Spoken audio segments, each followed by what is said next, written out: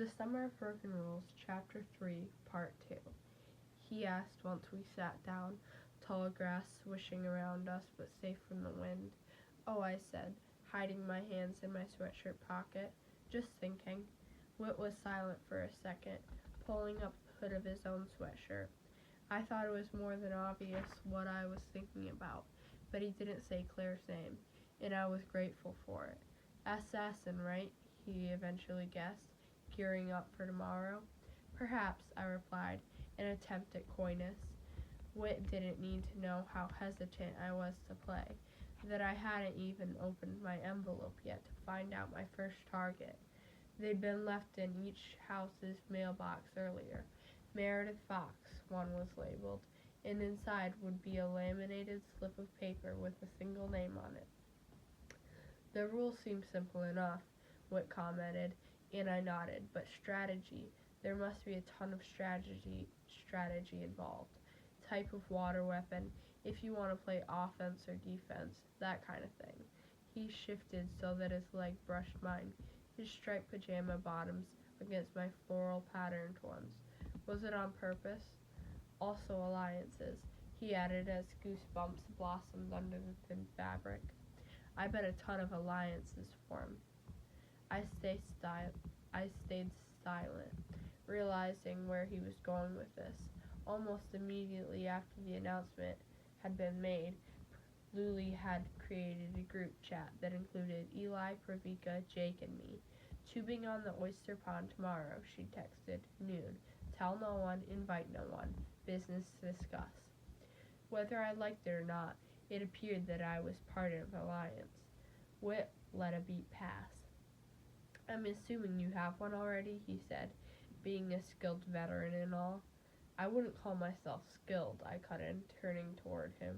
Our knees knocked again. The best I've ever done is 5 days, and most of that was spent in hiding. My cousin Peter followed me to the old tractor yard one day and shot me before I made it through the barn door. I shrugged. I always take a defensive stance. Seriously? Whit said. I would have thought the opposite. I snorted. Why's that? He laughed, lyrical like his voice. Because you threatened to pull a knife on me?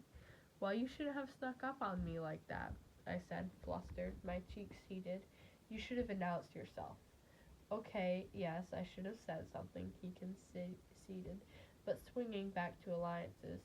I can't betray mine, I told him, because focusing on my friends this week involves staying loyal to them. If Luli needed to lead her target into a trap, I would do it. I'd been MIA for over a year, blown off my friends' concerned texts and calls, and the fact that they seemed willing to forgive and forget, I couldn't mess with that.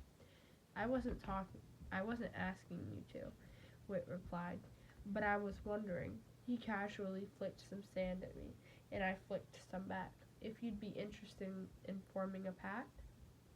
My ears pricked up. A pact? Think about it, Whit said. We could really help each other. You're on the bride's side, and I'm on the groom's. There are so many people I don't know that you do, and vice versa. A lump formed in my throat. It was dawning on me that Whit was approaching Assassin exactly like Claire, offensively and astutely, already planning and plotting. He wouldn't be searching the farm for a good hiding spot anytime soon. So instead of you sniffing around and asking everyone and their mother who's Michael's uncle's daughter is, he continued, I'll be your go-to source. And instead of solving the mystery of Honey's brother's third wife, I said, liking this more and more, I'd lay out her entire schedule for you, tell you her favorite Pilates studio in Vineyard Haven. Exactly, Whit said. We'd keep the information between us, so no rumors about betrayals would flare up. We wouldn't tip anyone off. He released a deep breath. What do you say? My stomach stirred with excitement. I think it's brilliant. Excellent. He smiled, then held out his hand. Now we shake on it. Wait, I said before we did, hands hovering inches apart. I could feel the warmth radiating off Whit's skin. One more thing. Go. If we hear each other's names going around, we'll let the other person know. Whit considered it for a moment, then nodded. Deal. I nodded back. Deal. and so we shook.